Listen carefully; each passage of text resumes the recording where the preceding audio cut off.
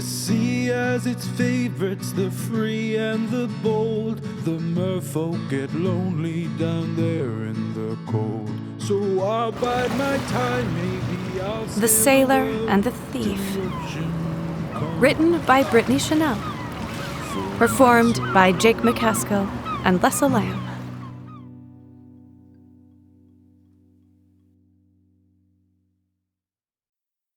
Chapter 1. Berlioz. I'd never seen a Seth in person before, but I dreamed of them often. Nothing but visions of those ethereal, iridescent coins could help me sleep through the bite of the hunger that was ever present in the lower quarters of Four Peaks, for those of us foolish enough not to choose the life of a fisherman. I rolled over, the cold floorboards swaying with imaginary waves from too much time spent at sea. A cold chill hit me, and I tightened my makeshift blanket around my shoulders, the burlap scratchy against my skin. Fishermen here lived hard lives, tolling in the sun, facing unforgiving seas, all for a handful of bread and the scraps of leftover fish. I shuddered. Theirs was the life of the slowly dying. Regardless of their luck, they could never improve their situation.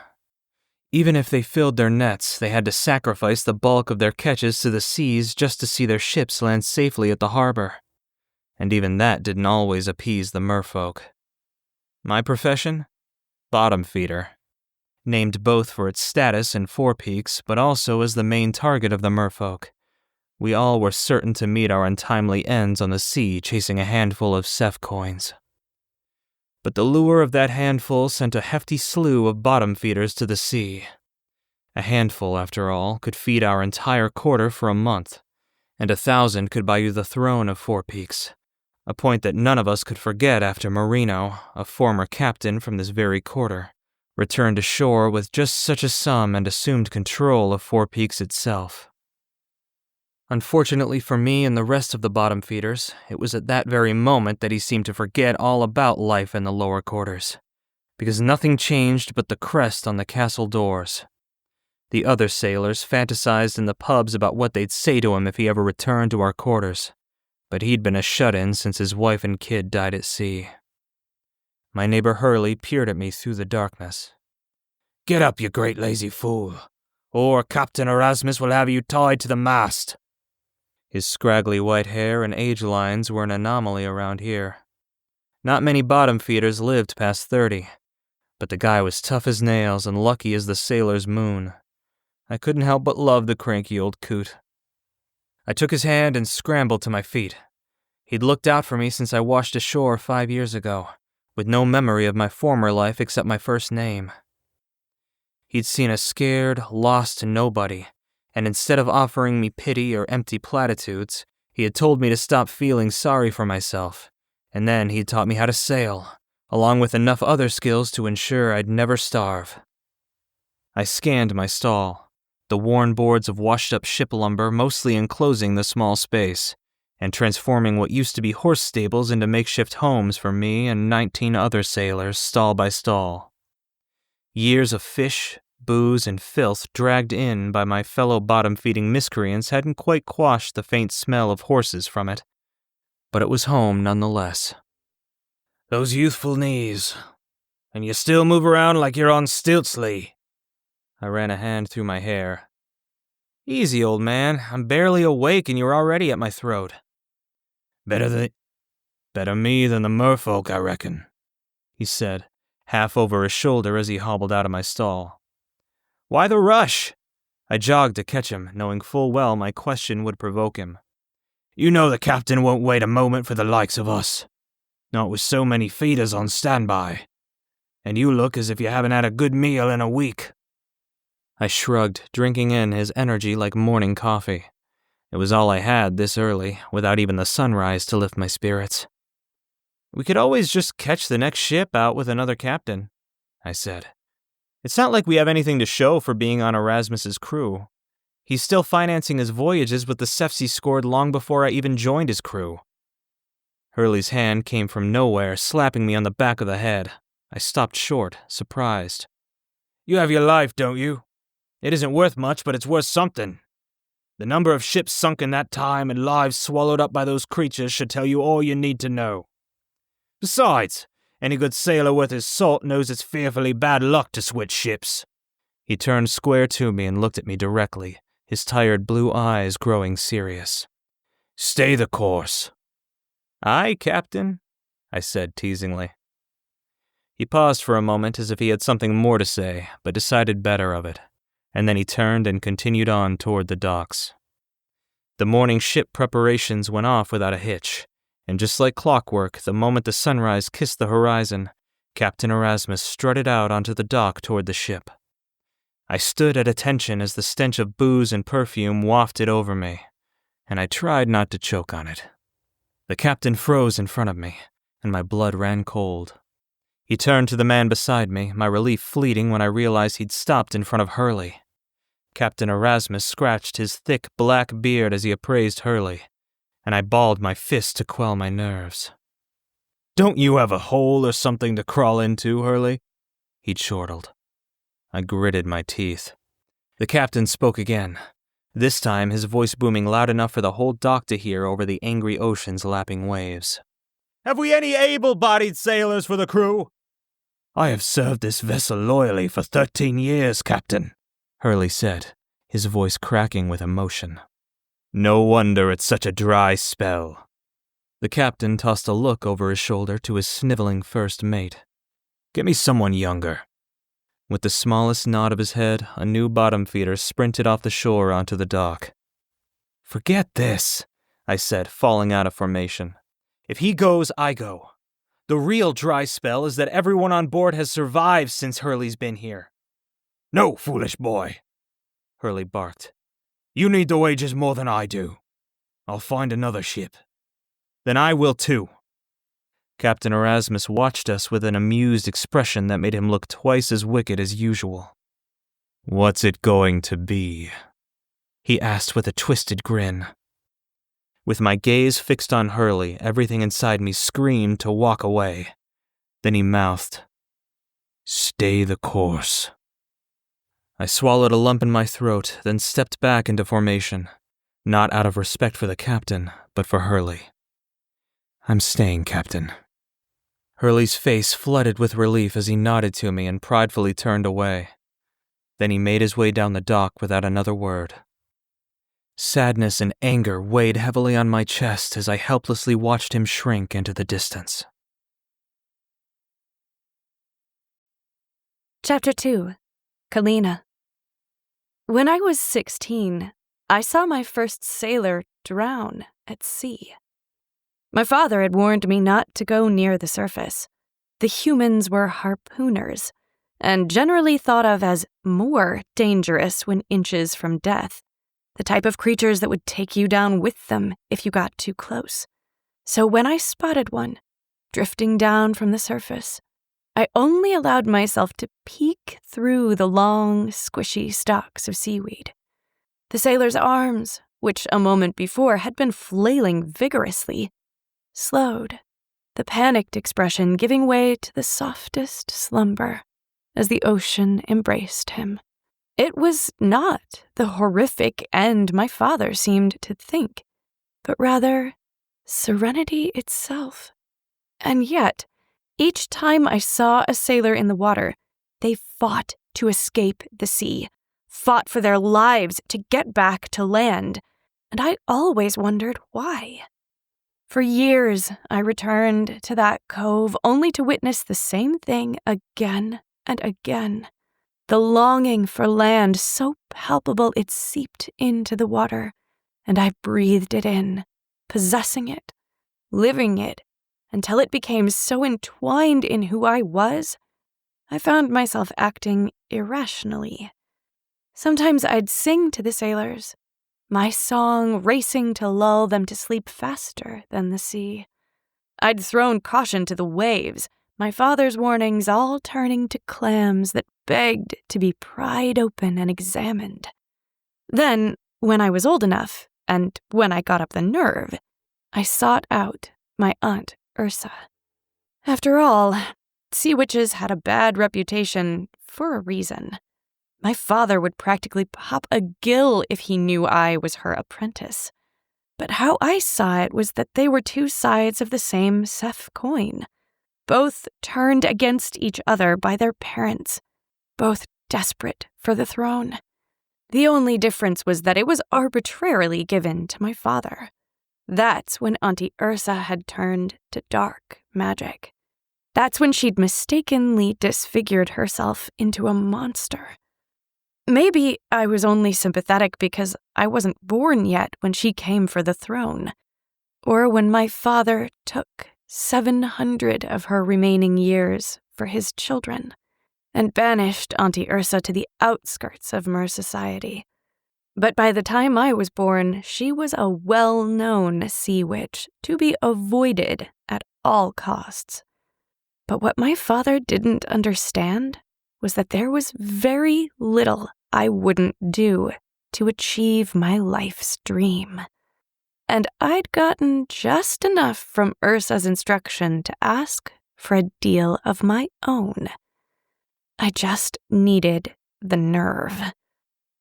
I didn't know if I had been born with a ruthless inclination, or if my aunt's tutelage had taken its toll on me. But as the merman knelt before Ursa and quivered under her displeasure, his gaze flickered to me. I did nothing but swallow my pity as Ursa's jaw split, her fangs spread, and she devoured the merman, staining the water in her cavern purple. A deal was a deal, technicality or not. She might have been a little particular with her wording, but at least Ursa was a woman of her word, unlike my father. Ursa picked at her teeth with the long, slender tip of her nail, her 8 bulky tentacles stretching as she relaxed back into them, kicking up sand around the seafloor. "Satisfying," she said with a sigh, "but nothing beats the taste of human flesh." The blood cleared from the water, the last of the purple, string-like ribbons dissipating around her head like a dark halo.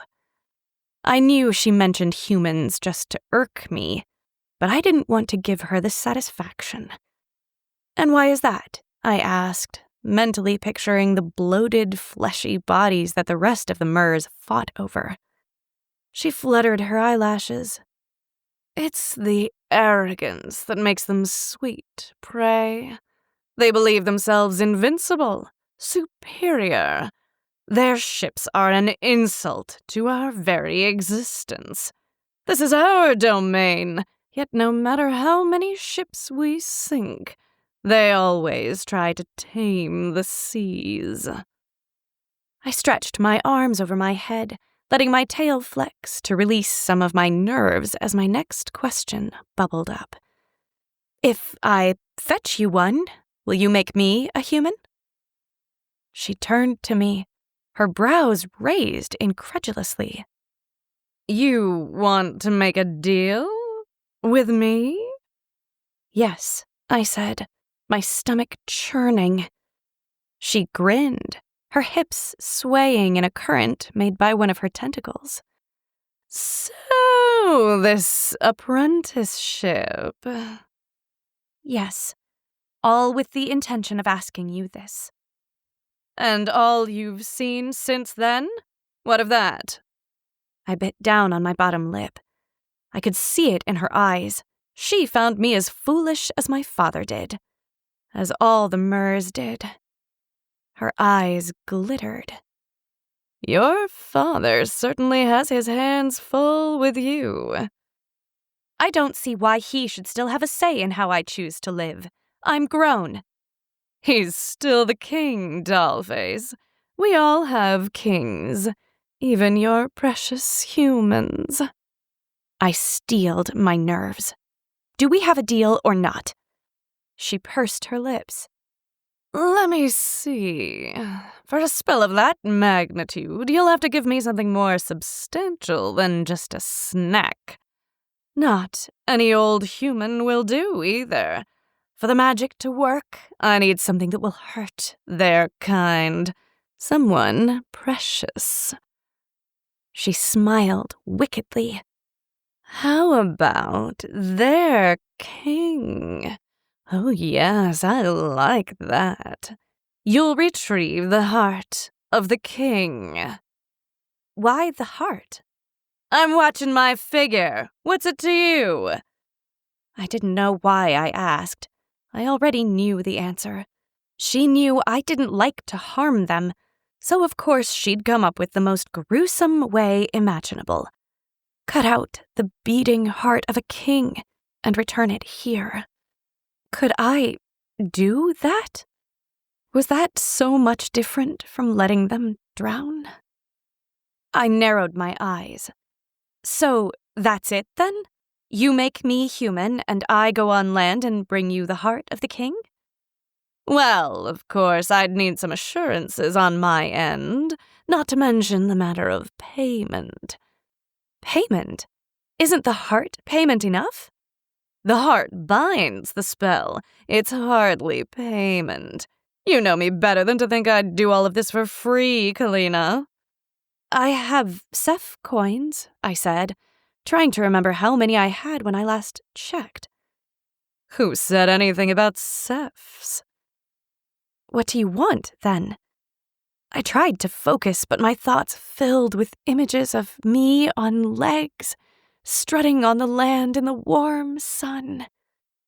I want every one of the years your father stole from me. And there it was, the catch. My years? I asked, nervously picking at my scales. You can't take 'em with you, dear. If you are to become a human, you'll only be able to live a human lifespan. There's no point in letting those years go to waste. You'd take life from your own niece? You'd take advantage of your own aunt? She sighed. I'm no more the witch your father claims than you're the empty-headed child he thinks you are. Or am I wrong? And what happens if I fail to bring the heart? She picked at her nails like we were only discussing the currents. You turn back into a mermaid, although the payment is still due. I exhaled through my nose. And breathing underwater? Not when you're a human. My siren song? It could help me subdue the king. Ursa groaned. Fine. So, once I'm human, I won't be able to come back to the ocean ever again? She put her hand on her hip, annoyance dripping from the downturned corners of her mouth. You can sail just like your precious humans. How will I know which one is the king? I asked, trying to buy time to decide. She shrugged. That sounds like a you problem. I didn't know anything about human kings, but if I could locate his ship, Do human kings often sail? I wouldn't think so, but where there's a will, there's a way. I swallowed a lump in my throat. I don't have a lot of time, dear, she pushed. You'll have plenty if I agree, I said. Wording was important to Ursa. I'd seen many fall to the technicalities in deals just like this. Okay, here's how it will go. I turn you into a human for 3 days. Say, the next 3 days. In that time, you locate the king, steal his heart, and simply dip your disgusting human toes back into the ocean. I'll meet you, and if you have what I've asked for, the spell will become permanent, meaning you get to be human, and I get your remaining mer years. Do we have a deal? I can't be expected to do all of that in time to return the heart to you. My heartbeat raced. And how do I know you won't drown me before I make it to land? Ursa's tentacles stretched behind me threateningly. I knew you weren't just a pretty face. Ursa squished my face between her hands. I'll tell you what. if you agree to our deal, I won't transform you or start the countdown until you reach the shore." She leaned closer. "Now, do we have a deal?" In that case, I could find out what I needed to know about the king and then wait until I had a plan in place before I went ashore. I had studied the details of the deal from as many angles as I could, asked all the questions I could think of, and tried to see every tiny way Ursa could use the technicalities of the minutiae against me. It was time to make my choice. I took a deep breath and extended my hand to her to seal the pact. We have a deal. Chapter 3. Berlioz. I'd always chuckled at sailors for their endless superstitions. They were entertaining for sure, but I hardly put any stock in them myself. How could a completely random, unrelated event have an impact on a ship's likelihood to make it back to shore in one piece? But as the sails rose and the ship cut through the waves, leaving Four Peaks and Hurley behind, I couldn't keep the intrusive thoughts of sinking ships out of my head. The wind was strong, the sky clear, and the crew in good spirits, and yet, just as I'd heard it described to me countless times, something felt off. Something's in the air, and I don't have the sense to turn back. It's not that I don't care, but like the sails, I'll rise till all fades to black. Deep beneath the waves, the treasure whispers to us all. Bring sailors to their graves. There's no escaping from the thrall. I'm so much more than just a bottom feeder. I say I'm a dreamer. There's hope on the horizon and dreams under the sea. I won't miss a moment when the siren calls to me. The ocean breathes potential, leaves sorrows in my wake. It's not for greed or glory, but adventure that I take.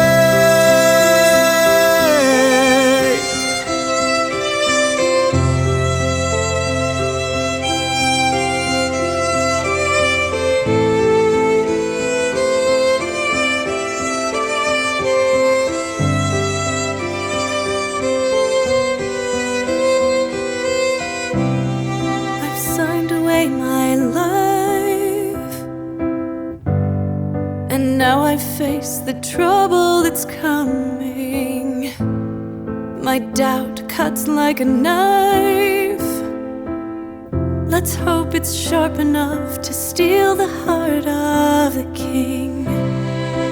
Deep beneath the waves, my father's churning up a storm. All he knows is rage. There's no escaping from the norm. I know I'm more than just a bottom feeder.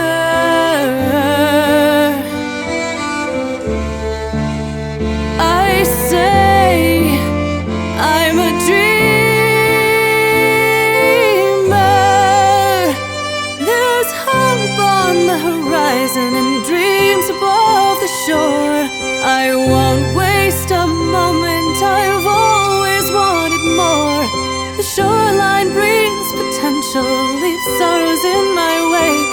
It's not for greed or glory, but adventure that I take. I don't know what's waiting, but I'll face it head held high. I may not survive this, but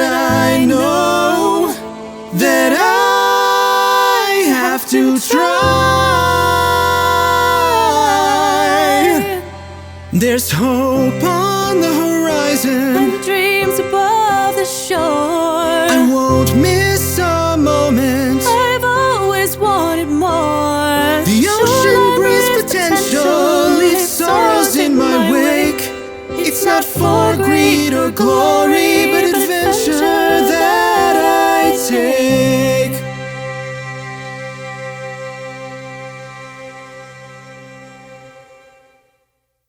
The cloudless sky and fine weather only served to further suffocate me in unease, like they were meant to lure our ship farther out to sea. I told myself it was because Hurley wasn't here, that it was just my guilt about boarding the ship after Captain Erasmus had so heartlessly dismissed him. A mere hour off the coastline, the wind picked up, sweeping a touch of gray across the sky. The other swabbies scurried like rats across the deck, trying to avoid being singled out by cruel boatswain, while I made the repairs to a leak the shipwright deemed a waste of his valuable time and was therefore my job. But my carpentry skills had served me well, just as Hurley had said they would when he taught me, though I was sure he hadn't intended for me to one day replace him. I vowed to myself that any riches we found today would go directly to him. Eventually, my suspicions gave way to routine, and I thought nothing of it as the gray sky darkened, the Mother Ocean rocking our ship as if preparing to put us all to rest. It wasn't until I heard the crack of splitting wood that I looked up from my task, fully expecting the boatswain to rush over and tell me what needed fixing next. He stood there, along with 12 or 13 crewmates staring out at the storm that veered its ugly head over the horizon line, charging us like it knew we had no means of fighting back. It didn't stop Erasmus from trying, though. He barked orders as some crewmates forsook their jobs to assist, where others had already given up. A few sailors knelt and prayed to the Sea King for mercy. The boatswain stood motionless, staring out at the storm like he'd always known this day would come. A massive wave broke across the deck, sweeping my feet out from under me and forcing me to scramble back to the main, where I and 4 others struggled to keep the ropes tight and the sails from ripping clear off the mast. The storm thundered, the sky flashing a threat overhead. When I heard it, barely a whisper over the roar of the storm and the captain's frantic orders. The boatswain singing his surrender to the sea, a disheartening tune we all knew well. The sea has its favorites, the free and the bold, the merfolk get lonely down there. Another sailor joined in, and then another until the song silenced Captain Erasmus.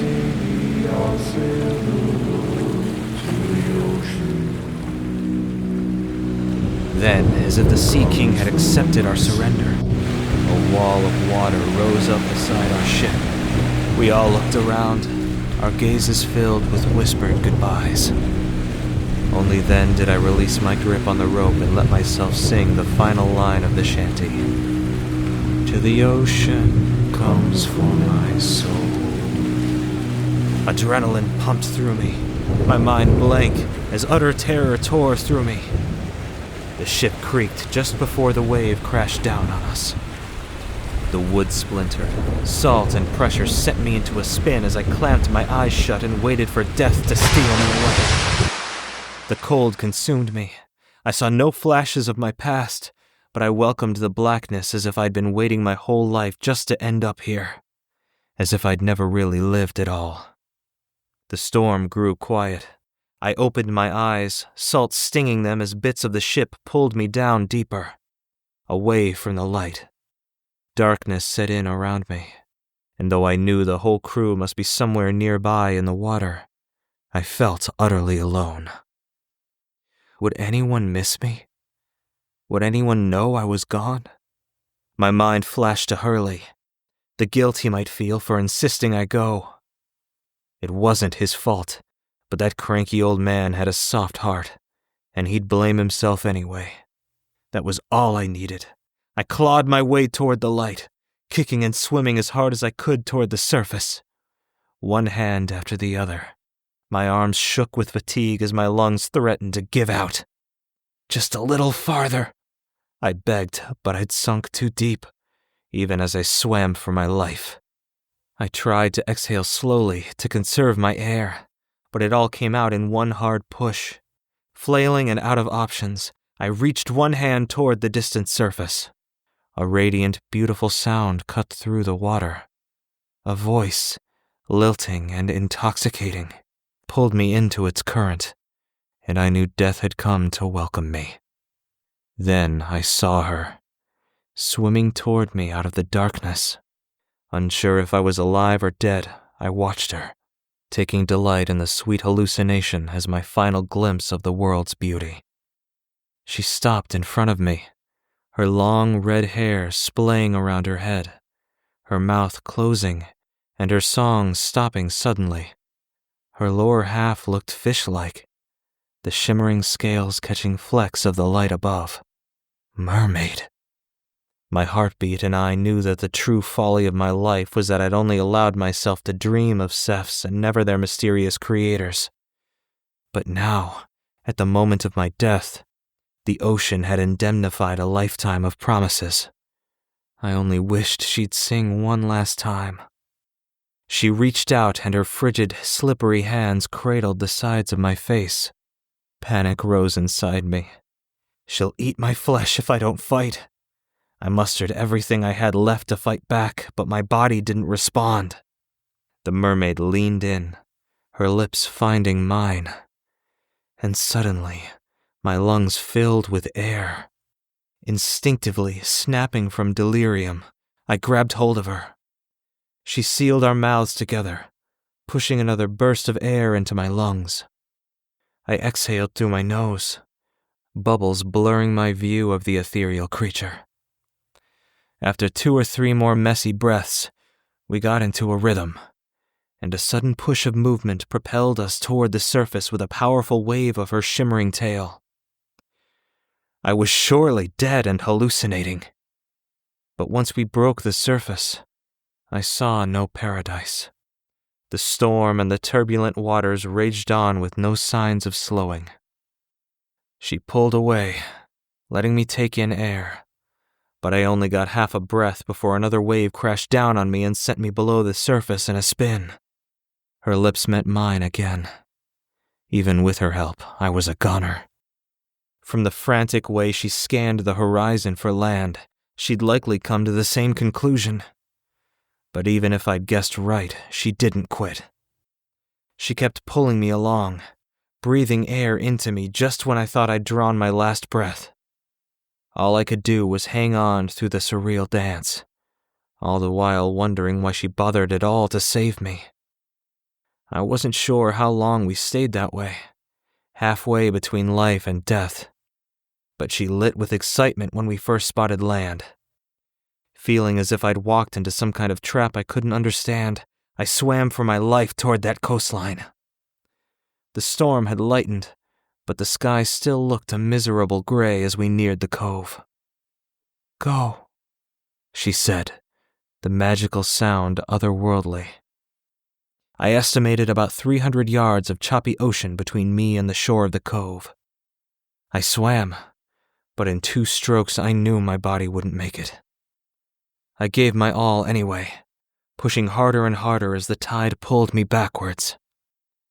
Darkness ate away at the edges of my vision, until finally, it all went black. Chapter 4. Calina.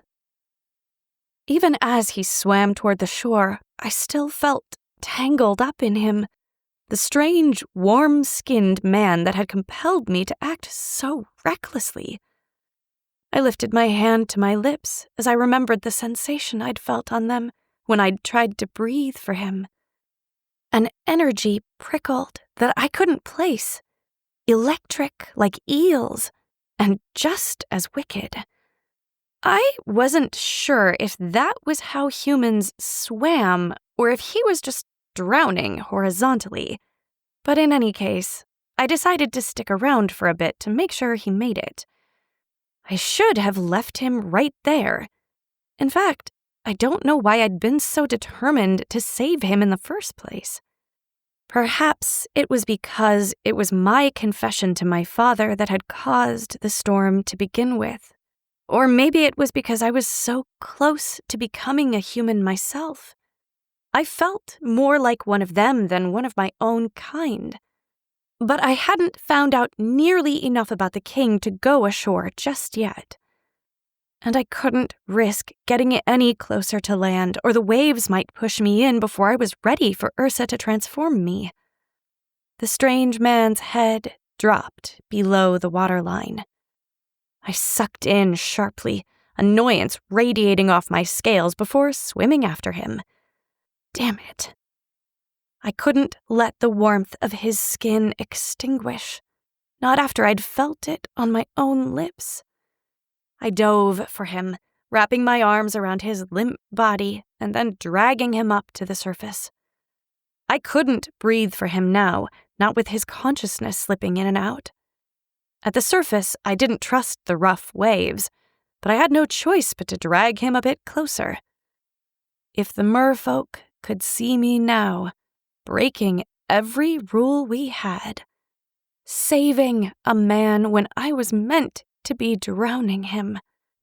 A wave I didn't feel coming slammed into me, knocking the man out of my hands and spinning me so hard I lost my orientation. I quickly recovered, only to have to track down the sailor again. I started to understand why the humans struggled to sail. Who knew waves were so disruptive on the surface? I pulled the man towards land, unsure if he was even still alive, when I felt the tip of my fin brush the sand below. I froze, my eyes growing wide as the sensation of knives stabbing into my tail rang through my body. I screamed, the echo sounding strange above the water as it slung back to me. I dropped underwater and sucked in a mouthful. Salt seared my throat. I swam hard, pushing my fins only to find them paralyzed with pain. I'd gotten too close to shore, and the mermaid within me was slipping away, as someone finless replaced her and would drown a few yards from salvation. Then I felt him, the man I'd dragged across the ocean, pulling me toward the surface. "What's happening?" he yelled, his voice barely carrying over the waves. I shook my head, unable to form words as I coughed and choked on the water.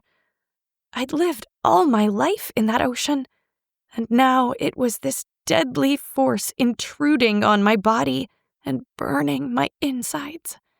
Ursa had to have known that the process was unbearably painful, and yet she'd left me completely unprepared. I guess this was my penance for trusting a sea witch. The man pressed a warm cheek to mine as, ever so slowly, we moved toward the land. When we got close enough, the waves did the work, until I lay flat on my back, staring at the darkening sky.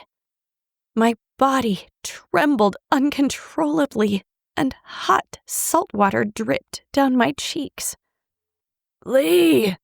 a gravelly voice shouted in the distance. I snapped my eyes open and turned to see the drowning man beside me. He sat up quickly, unbuttoning his shirt in jerky, frantic movements. "Quick, put this on." He held out his dripping, sand-covered shirt. I looked down, surprised to see the sand had attached to my skin, my bare breasts covered in patches, my stomach no longer partially scaled. I sat up, staring wide-eyed at the human legs that now took the place of my fin. "I have legs," I said, trying without success to move them. "Lee!" I turned to see an elderly man hobbling slowly across the sand, his tensed shoulders a clear indication that he attempted to move quickly, though he looked unsteady on the uneven ground. I turned to the drowning man, who stared at me incredulously. "Put this on," he said again. "I have legs," I told him, trying to come to terms with it myself. His eyes looked dark and serious, his skin pale and his lips a shade of purple. "Don't speak. He can't know what you are." I slipped his shirt on, immediately resenting the scratchiness of the sand and the cold of the wet fabric. How can humans wear these? "Thank the heavens you're alive, lad. I never would have forgiven myself," the old man said. "Kissed twice by the seas, Lee. You're certainly a lucky one." I never would have made it without... He turned to me. The old man shook his head. "Are you all right, miss? Shipwreck as well, eh? That storm was a right good piece of work." "She can't speak," the drowning man said. The old man scratched his beard and eyed me suspiciously. "Well, can she stand?" I would have gotten it eventually, but I only tried twice before the drowning man, Lee, as the old guy called him, picked me up and carried me away from the beach. Lee's steps grew sturdier once we made it off the sand. My senses overloaded with new sights and sounds. Humans roaring with laughter and creatures whose fins clopped loudly on the stones. Even within my own body, as the pain died down, I felt fiercely cold and weak. Lee seemed to know what I was, but if he were going to kill me, he would have done it. That didn't mean I trusted him either. I did, however, need him, at least until I figured out how to walk. It can't be that hard, I thought as I watched people pass, gliding arrogantly on land with their 2 legs, like coordination was some kind of virtue. Lee rushed me into some sort of dwelling with an unpleasant smell, and humans packed into their own little caverns. He put me down on a flat surface and rummaged through his belongings before handing me a set of clothes. "I'm going to change. I suggest you do the same.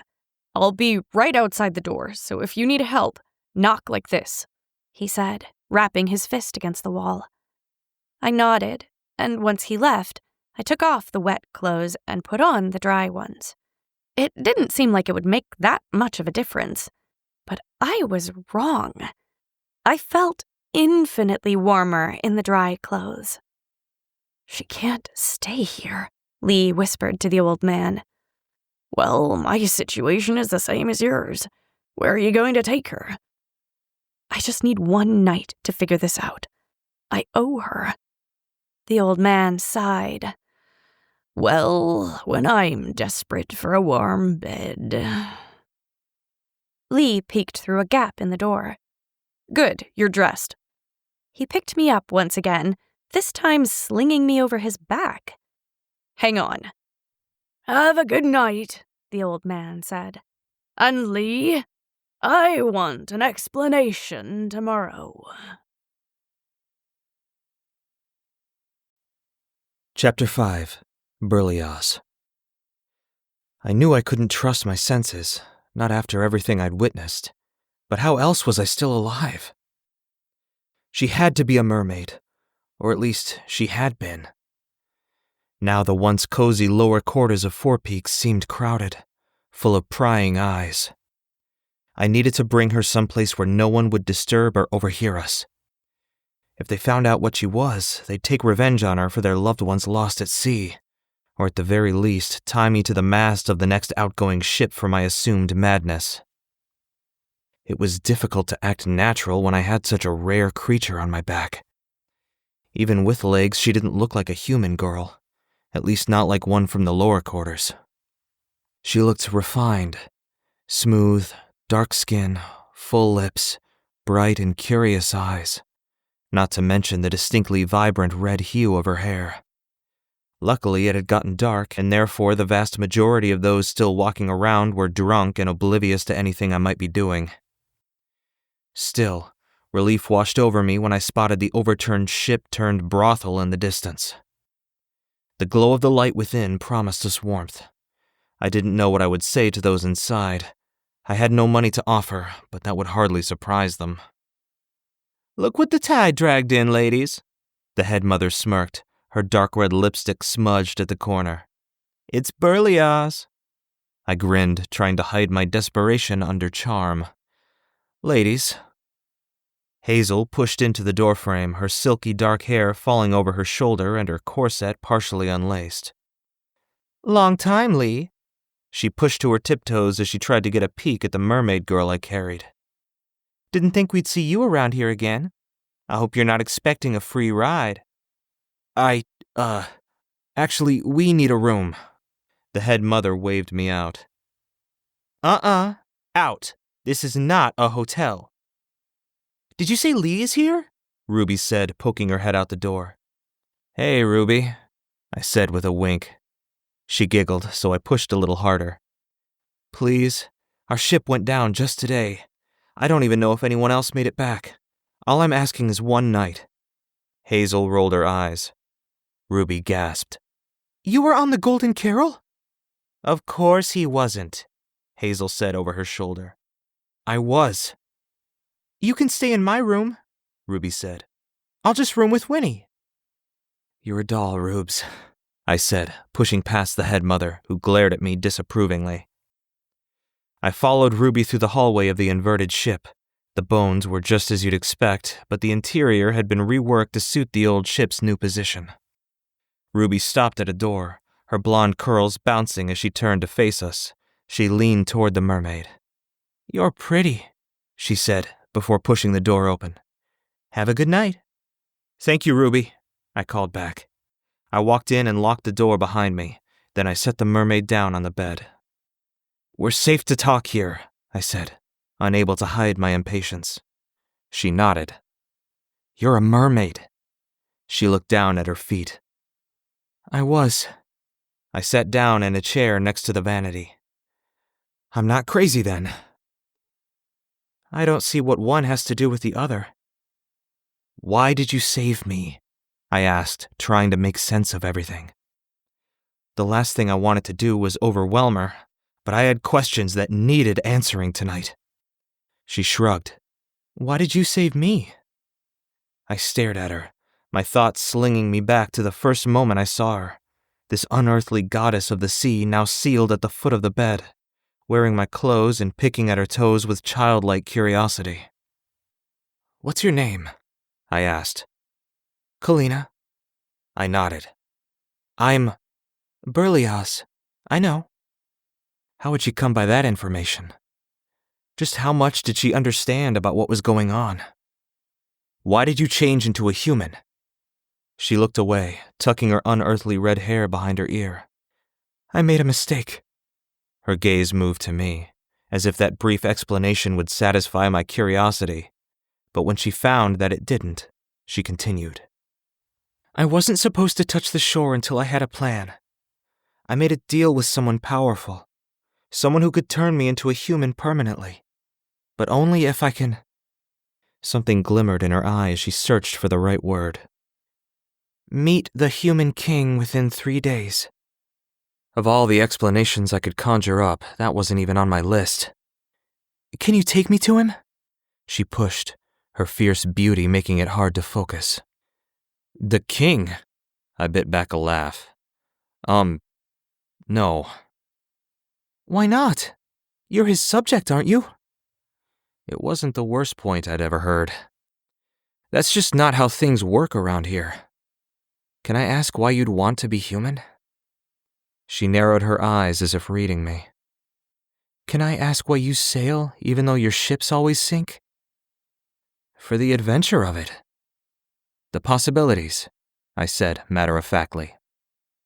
She stared at me for a moment before it hit me that she was trying to explain her reasons with my answer. Then she wiggled her feet, grinning at them. I can't believe I did this. I didn't know if I was charmed by her or if it felt like I owed her for saving me. But surely if life was so unpredictable that a mermaid of all things could rescue me from death, I could somehow get her a meeting with the king. Right, I said, standing. I should help you with this whole walking thing. I can't carry you to the king. Her eyes lit. You're going to help me meet the king? I took her hand and slung her arm over my shoulder. Well, you saved me, so the least I can do is ask around tomorrow and see if anyone has access to the king. It's unlikely, but maybe someone down here delivers fish to the palace or something.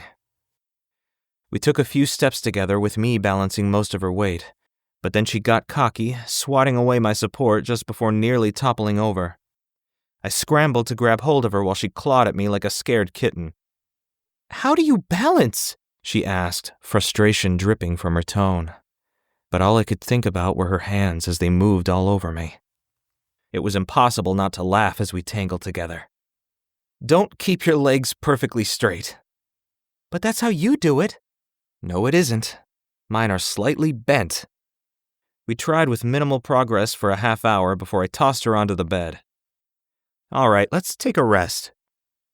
We lay in silence for a moment before another question sprang forward. "What's it like to be a mermaid? Are there a lot of you? Do you often save sailors? You seem so free. I just can't imagine wanting to be a human." "It's great in some ways, I suppose. But the ocean is a much bigger place. We don't huddle together the way humans seem to. We don't live on top of one another. And even between families, our interactions feel impersonal. You know, cold. I see the way humans are here, always touching and interacting. I even saw someone breathing for someone else right outside." Breathing for someone else? Did she mean kissing? "Ah, yeah. They probably weren't doing that for air." "Then why?" I shrugged. "It means something more, I guess." "More?" I didn't want to elaborate, especially since the pull to look at her lips started to suffocate me. "Did you think I meant something more when I did it to you?"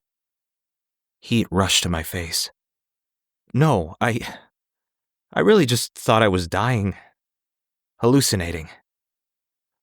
"Well, in case there's any misconception, I meant breathe, stupid." She said it with such seriousness that I couldn't help but bite back a smile. I figured. I lay back and stared at the ceiling. "I've never saved anyone before. In fact, my kind usually likes to play with or collect the bodies of sailors, and sometimes eat them." My stomach turned. "Why didn't you eat mine?" A sound from the room beside us drew our attention. One of the mistresses of the establishment must have been close to climax, her cries of ecstasy slipping through the boards of our room. Calina gripped my arm tightly, fear and panic in her widened eyes, my cheeks seared with heat. "Oh, there's nothing to worry about."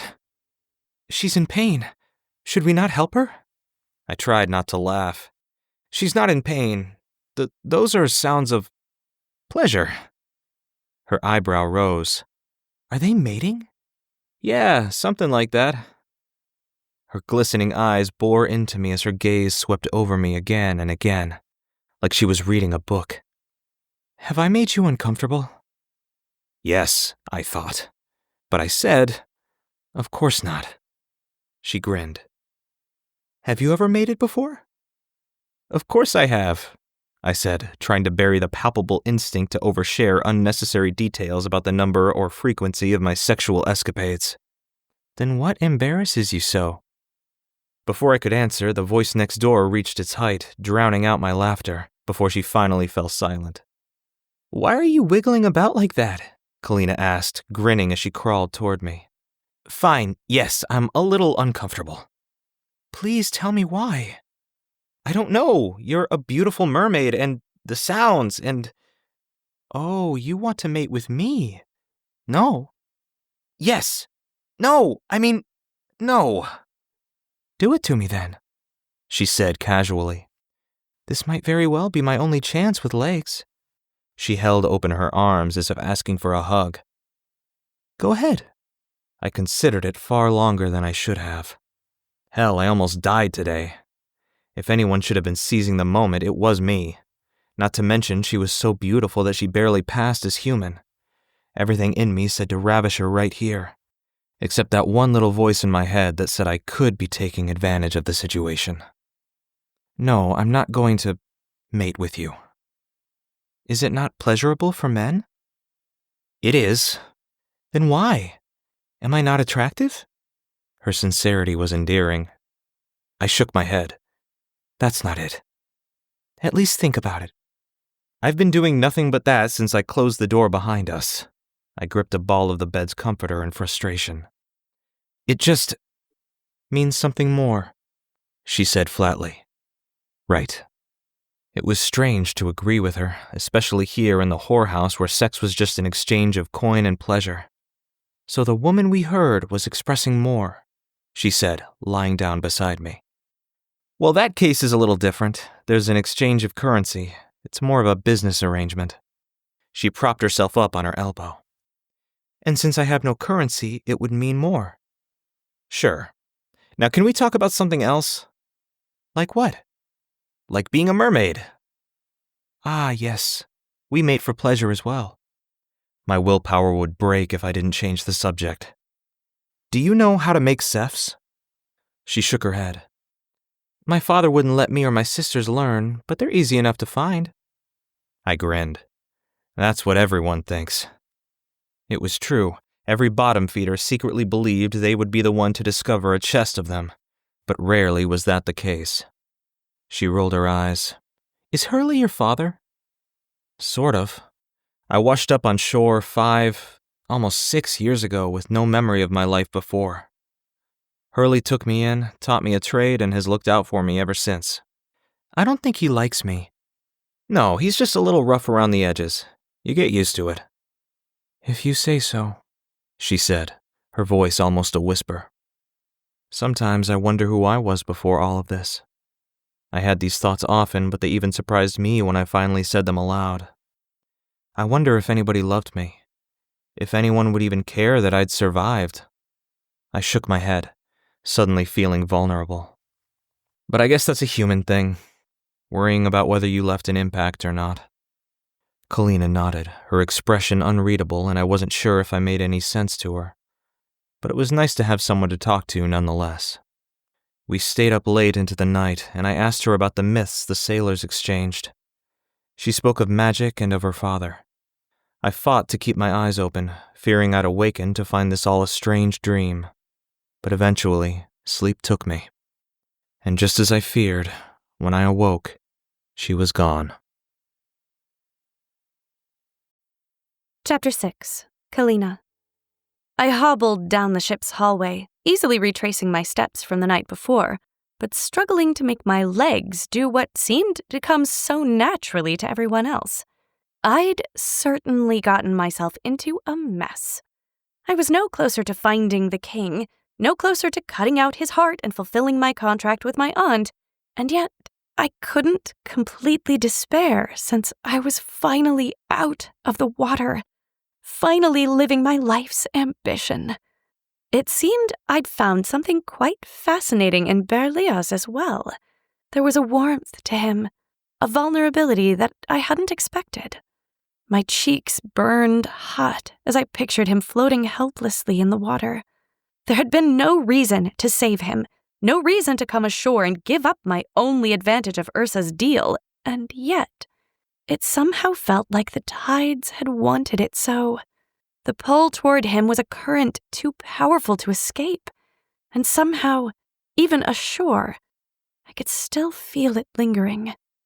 I looked up when I noticed a woman with yellow curls grinning at me. I recognized her from the night before as one of Lee's friends. Her gaze looked cunning, her smile teasing, laden with some meaning I couldn't guess at. "How was your night with Lee?" "It was fine." "Fine? Honey, you can barely walk." She giggled. "Been there." "Where?" I asked blankly. I wasn't sure if we were having the same conversation. She held out her hand, and I instinctively reached for it. She pulled me through the doorframe she'd been leaning on and gestured to the bed. "Sit." I obeyed, and she left, then returned a moment later with more human clothes. "Put this on." "Why are you helping me?" I asked. "Us girls have to stick together. It's a tough world out there, you know." I didn't, but I wanted to. I smiled as she helped me out of Berlioz's clothes and into hers. I thought the sandy clothes were bad, but when the girl pulled the strings on the garment behind me, she barely left me enough room to breathe. "There you go. You look divine." She turned me to the mirror. To my delight, I looked human. Actually human. I loved the way my hair fell down around my shoulders instead of floating up over my head. I loved the brown color of my skin in this light and the touch of pink on my human cheeks. I couldn't believe I'd actually done this. "Where were you headed?" the girl asked. "To the beach. I wanted to see the waves from this angle." Her eyes narrowed. "As one does, I suppose." She tilted her head as she studied me. "Well, you won't have to go far. It's just outside." "Thanks," I said, heading for the door. I didn't need her instructions. I could hear the lap of the waves and smell the salt of the sea from right there. "And thank you for the clothes, really." "Don't mention it." I left the room, continued down the hallway, and stepped out of the run-aground ship and into the sun. I squinted into the light. All those days underwater, I'd stared up at it so often, yet never considered it could be this bright or this hot ashore. In many ways, I felt the same about the people I'd encountered. First Berlioz, then the girl with the yellow hair. I followed the path down to the beach, the cobblestones growing sandier, until my feet sank into the scorching hot sand. I thought walking was hard on stones, but the sand required a level of coordination that eluded me. I hurried across the beach, hoping to cool my feet in the water without a single thought of my aunt's deal or how I might accidentally summon her if I touched the water.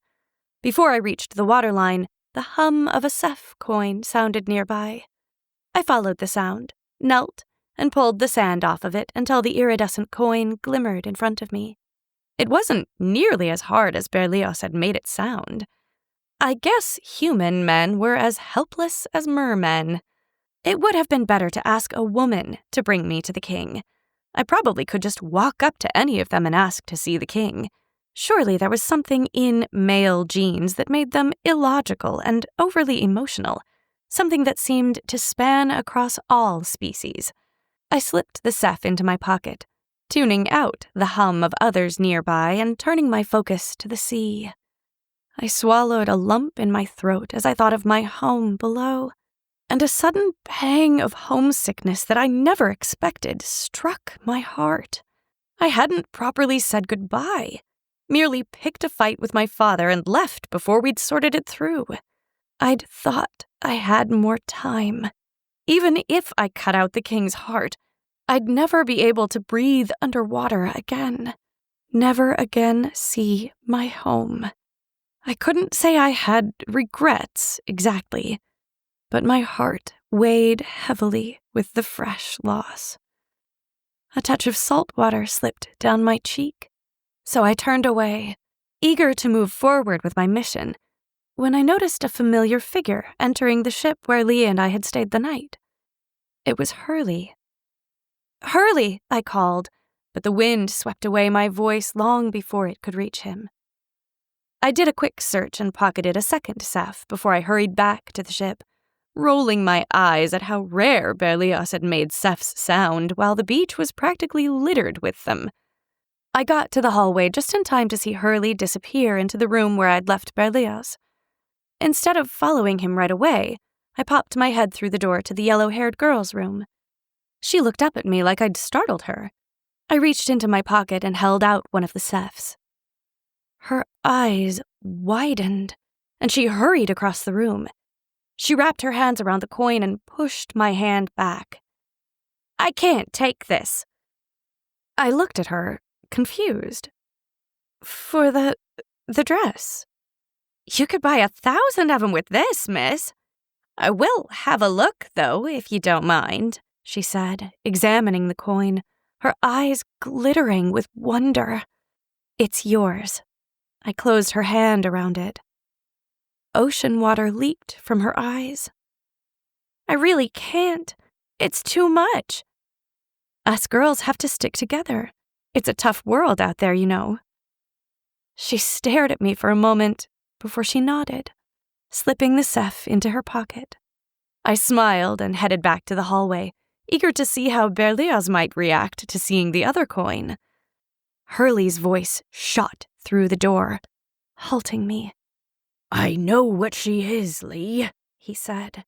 They're a ruthless and deceptive lot. It's best you make yourself scarce in case she returns. You don't want to meddle in the matters of those demons. Ain't nothing good coming from that. My throat tightened. I'm not a demon. Berlioz had said none of these people would ever even meet the king. What did they care if he lived or died? Still, I wasn't certain enough to tell Berlioz my full plan or the exact terms I'd agreed to in Ursa's contract. Thank you for your concern, old man, but if she wanted to kill me, she would have left me in that ocean, Lee said. It's your life, boy. Don't go making a mess of it. Before I could casually walk inside, the door swung open, and Hurley glared at me as I stood uncomfortably, still leaning forward from listening. He shot a loaded look back over his shoulder at Berlioz before muttering a series of curse words under his breath and taking his leave. Berlioz looked much sturdier on land than he did floating in the ocean. His body looked muscular yet lean, his skin bright and refreshed in a way it hadn't been yesterday, all dry and warm. I wanted to feel his body heat now that he was up to his normal temperature, but after being caught listening by Hurley, I couldn't move. Berlioz's gaze trailed down my body, and he smiled infectiously. That's a nice dress. One of the girls give you that? I nodded. And you're walking. He scratched the back of his head. Well, kind of. I shook off his analysis with my head held high. Actually, I said, reaching into my pocket, I had a busy morning. I pulled out the Seth and held it up for him to see. His smile faded, his dark hair falling in front of his eyes as he approached me. Curious and still, I watched as he reached around me to shut the door, the closeness of his body radiating heat. The door clicked shut, and all at once, his face flooded with emotion. He let out a joyful laugh, pulling me in and squeezing me tightly before letting me loose and running his hands through his hair. He moved quickly, bouncily, as if his body couldn't contain its glee. He danced around the room, caught in a place where happiness and delirium met that made him look like he was hovering off the floorboards. "Do you have any idea what this can do?"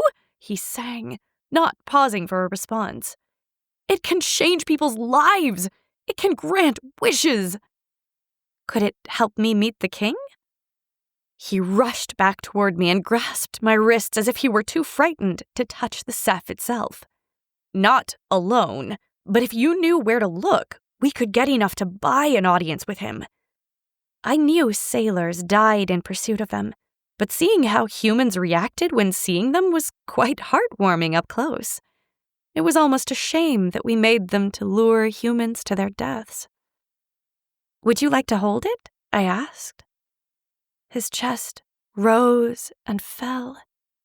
His hand lifted, and with one swift motion, he knocked it out of my grasp. Bewildered, I watched it fall, but one of Berlioz's hands wrapped around my waist. The other slipped over my cheek, his fingertips threading into my hair as he pulled me to him. His lips scorched mine. An intense surge of new emotions swirled through me. As his grip tightened, my mind grew foggy as an insatiable hunger tore through me. I was just about to lose myself to it, to pull him closer, to learn everything I didn't know about this feeling, when suddenly he pulled away. "Sorry," he said with a coy smile. "I just wanted to thank you. It's just..." He shook his head. been such a shot of life since I met you, Calina." It was a sentiment that I wouldn't have understood a minute ago, but now my body pulsed, tingled, screamed something new to me. I turned away, not wanting him to see what he'd done to me, not knowing if it were written upon my face. I knelt, picked up the Ceph, and handed it to him. It was clear to me that with the Cephs, I had him wrapped around my finger. But what sordid magic had he used to take hold of me? The sensation was as painful as it was pleasurable, and I knew if I did not get the answers, I'd somehow miss the point of all of this. "Well then," I said, trying to make my voice sound even, "what do you say we go find some more of these?" Chapter 7. Berlioz. The Ceph paled in comparison to kissing Calina. I'd been dreaming of the wrong thing all along.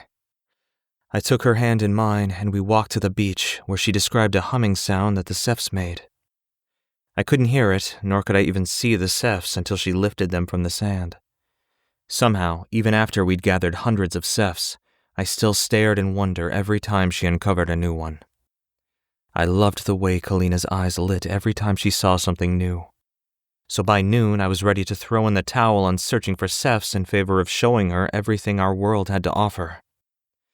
The burlap sack I'd brought to collect the Cephs was almost too heavy to carry back to my home, but I felt safe with the load. No one in his right senses would ever suspect I'd come into such a fortune without going out to sea. I dropped a handful of Cephs off in Hurley's home and the rest off at a low-quarter distribution center that had been empty-handed since I could remember. For myself, I took only what I thought I'd need to get Calina an audience with the king. Hand in hand, we headed to the middle quarters. The streets bustled with families enjoying the fine weather and shopping. "What do you want to do first?" I asked, noticing we'd drawn the attention of 2 Four Peaks patrol officers. "Actually, we'd better do a little shopping." I pulled Calina toward the nearest shop where the selection was a great deal different from what shops offered in the lower quarter. The garments were new, the materials far finer than what we wore. It was no wonder we had stood out to the patrol. I suited up quickly in something dark blue and in fashion according to the shopkeeper, but there was some debate between the workers over which colors best suited Calina's unusually red hair. Finally, she walked out of the changing room in a yellow gown that plunged us all into silent, awe-inspiring agreement. Calina grinned, moving her hips back and forth to watch the fabric move. "It's just like the waves," she squeaked. "What's next?" "Let's eat," I said, trying to remember when my last real meal was. The shopkeeper gaped at the Ceph when I handed it to her, and she cleared out her whole drawer to make change, but still came up short. I told her to keep it, though based on how hard she held onto it, I doubted I could have gotten it out of her grip. "You, stop there," the patrol officer said the moment we stepped out of the shop, but the confidence in their voices waned as we emerged in our new attire. I couldn't help but smile. "Just the men I wanted to see." They exchanged a curious glance. "You see, I'd like an audience with the king." "No one can see the king," one officer said. "He's dying anyway, innit? On his deathbed," the other chimed in. "There's a Ceph in it for each of you if you can arrange it," I pushed. "You can have me for a Ceph, but no one gets to see the king." "How about 5 Cephs?" The patrol officer choked. "Each?" "Come on, we don't wish to cause the king any harm, we just want to offer our tribute in person." I wrapped my arm around Calina. "You really think this beautiful woman would hurt anyone?" Kalina's gaze dropped. "Stay around here," the officer said. "I'll try to arrange it and meet you in the square to tell you whether he'll see you or not." I grinned, nodding my thanks to the man as I took Kalina's hand and headed toward the square. Laughter roared nearby as some musicians played a merry tune, a crowd of people dancing gleefully in front of them. The sound lured us toward them like a siren luring sailors to their untimely ends. Calina clapped her hands, beams of joy shining through her as she watched. I tightened my grip on her hand and pulled her into the semicircle. "Let's dance." She froze. "I don't know how. I'm not even good at walking." I spun her, facing her away and pulling her close so I could whisper directions to her. It's a little like swimming. Just pretend you have a tail and... She rolled her hips, her ass rubbing against me and sending me into a fog. I tightened my grip on her hands. No, okay, not that. Stop. But my brain yelled the opposite. Half insane, I sighed, trying to find words again. I told you I'd be bad at this. She turned to face me. And now I've embarrassed you. Trust me, I'm not embarrassed that you're bad at anything. You don't have to be so nice. I smirked. I wouldn't dare. Then why is your face red? I lifted her hand and kissed it, spinning her to face me. Because you are divinely beautiful. I pulled her close, savoring the thrill of holding her. I'll lead you through this.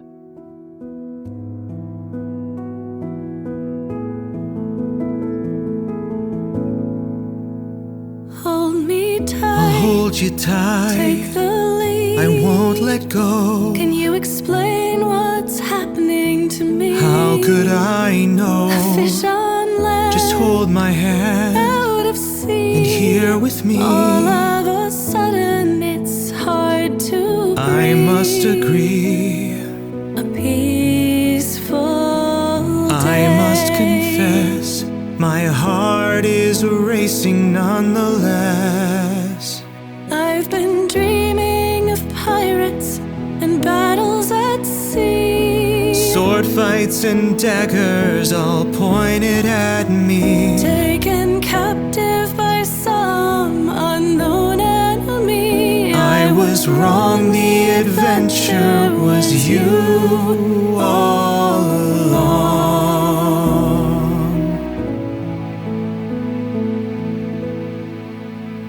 Hold me tight. I'll hold you tight. I'll take the lead. Don't let go. Can you explain what's happening to me? How could I know? I'm just a man. Just hold my but hand. you chose me. You're here with me. All of a sudden, it's hard to breathe. I must agree. A peaceful day. I must confess. My heart is racing nonetheless. I've been dreaming of pirates and battles at sea. Sword fights and daggers all pointed at me. Taken captive by some unknown enemy. I was wrong, the adventure was you all along. A peaceful day. I must confess. My heart is racing nonetheless. I've been dreaming of pirates and battles at sea. Sword fights and daggers all pointed at me. Taken captive by some unknown enemy. I was wrong. The adventure was you. Adventure was you. Adventure was you all along.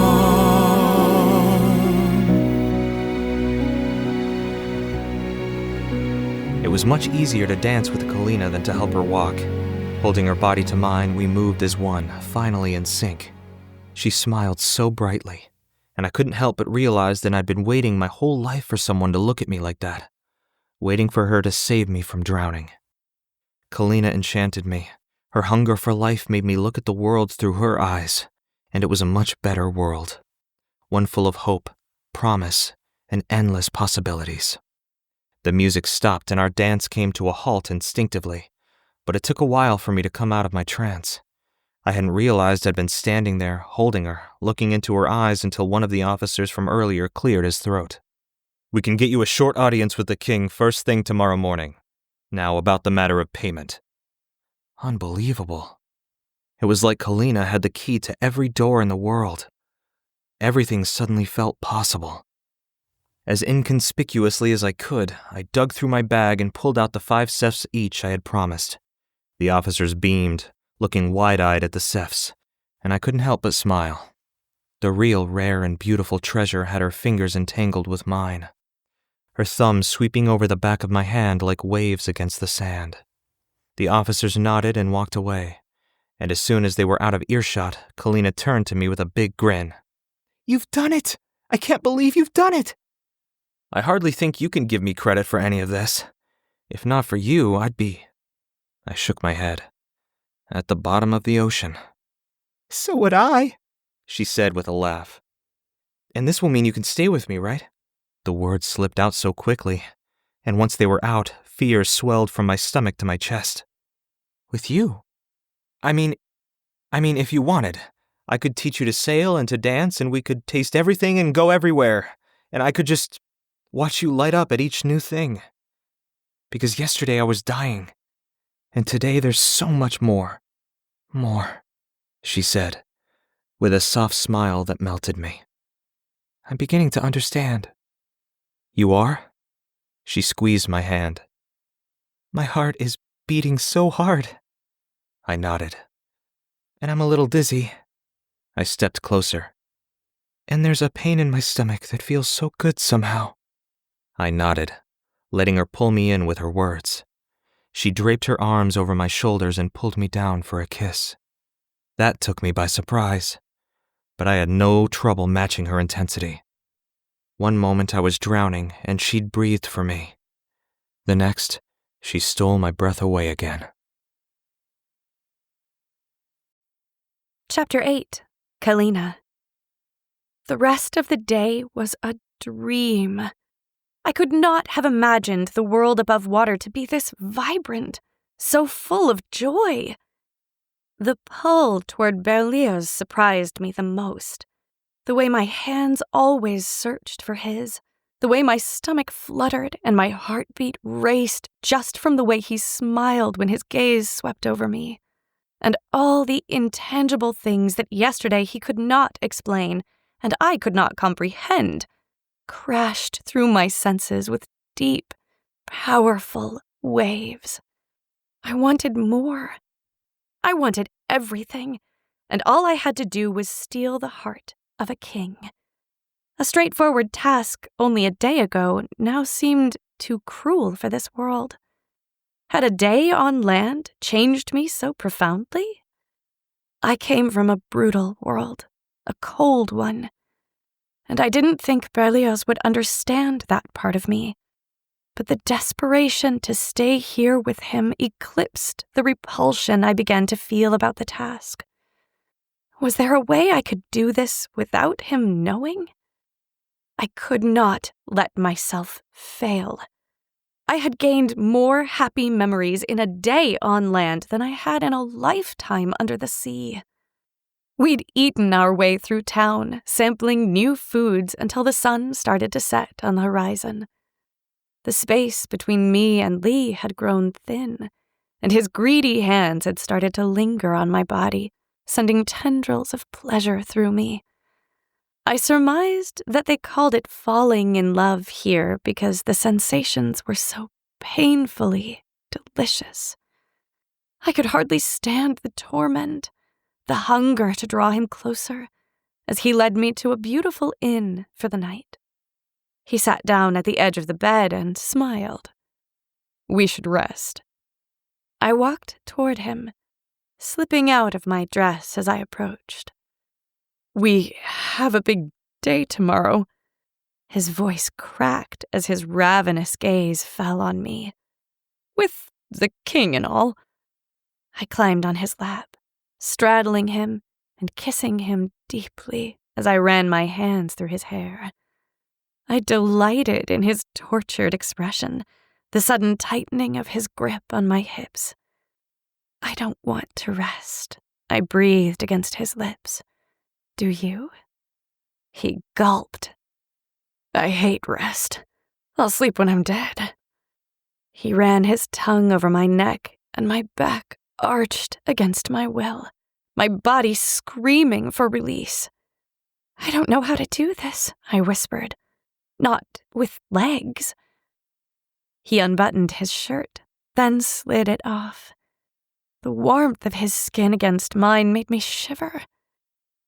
"Remember earlier?" he asked with a smile. I nodded. as if I could somehow forget the best day of my life. Swim. An hour later, I lay breathless on the bed, replaying the entire experience over and over again. I didn't want to forget a second of it. I might have been a novice at walking, but a lifetime of swimming had served me well here. I just didn't know how to process the sensations, even after I'd convinced Lee to repeat it over and over until he'd fallen into a peaceful sleep beside me. I'd reached a pinnacle with such searing physical pleasure, and it had flooded my body with every emotion I'd ever known all at once. I rolled over and laid my head on Lee's chest, listening to the sound of his beating heart. I could do this.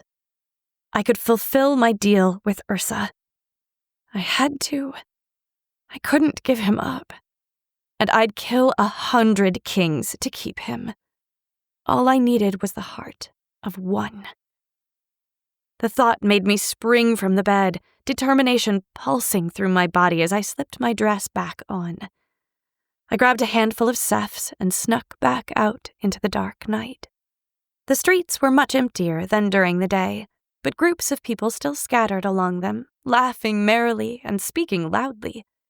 Vendors shouted from behind their colorful carts, selling all manner of food and glittering trinkets. I wasn't sure what I expected to find among the treasures, but I needed something sharp. I walked the rows of carts, making sure not to lose my way so I could sneak back into the inn once I'd found what I was looking for. A gray-haired woman waved me over to her cart. A soft-looking burgundy fabric that suited her draped her frame, and the age lines on her face traced delicately across her skin. "You are quite far from home, are you not?" she asked. Did she know what I was? I couldn't read past her soft smile. "How can you tell?" "Someone in love is a sight to behold. It's rare, but if one is paying attention, it's all around us. A mermaid in love, on the other hand..." My stomach dropped. "That's something I must say I've never seen until tonight. Perhaps you'd like a trinket to remember your time here?" Still not sure if I should run back to the inn, I surveyed the collection of handmade jewelry on her table. "They're lovely.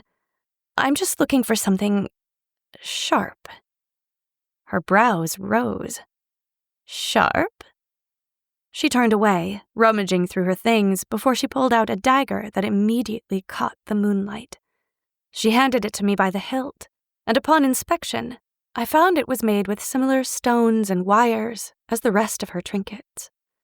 Someone cleared their throat beside me, startling me. I squinted into the darkness to find Hurley glaring at me. Guilt burned hot on my cheeks. "Oh, Hurley. Hello again. What brings you here?" "I found the sefs you and Lee left for me, and I know that there's no such thing as something for nothing, so that got me worried. I came to try and find him when I spotted you, and from the looks of it, not a moment too soon." "Oh, I was just browsing." "The hell you were," the shopkeeper said before she turned away to resume pretending she wasn't listening. Hurley eyed me carefully. "I know what you are." I shrugged. Apparently everyone around here does. He didn't look the least bit amused. "I know, and if I had more time, you could get to know me and..." "Your kind and your 1,000-year lifespans," he scoffed. "And yet you care nothing for life. I've seen you drown sailors, heard stories of how you even turn on each other.